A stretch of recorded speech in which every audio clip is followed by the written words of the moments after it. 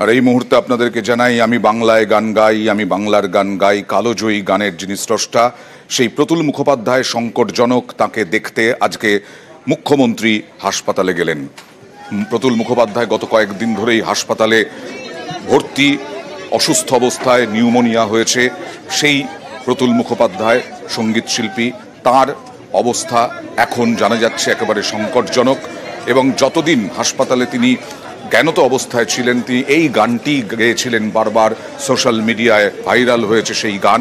এবং তার মুখ্যমন্ত্রী মমতা বন্দ্যোপাধ্যায় আজ তাকে দেখতে যান। বাজেটের পরেই বিধানসভা থেকে বেরিয়ে হাসপাতালে গেলেন, SSKM-এ গেলেন প্রতুল মুখোপাধ্যায়কে দেখতে।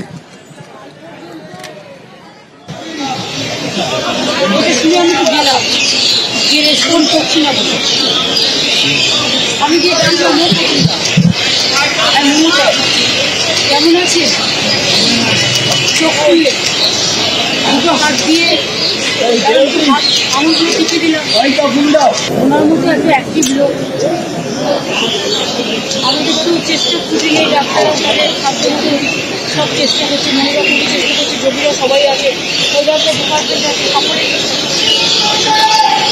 উনি যেটা রেসপন্ড করলেন, এটা আমার একটুখানি ভালো লাগলো। দুদিন রেসপন্ড করেনি এবং তার মানে ওনার জ্ঞানটা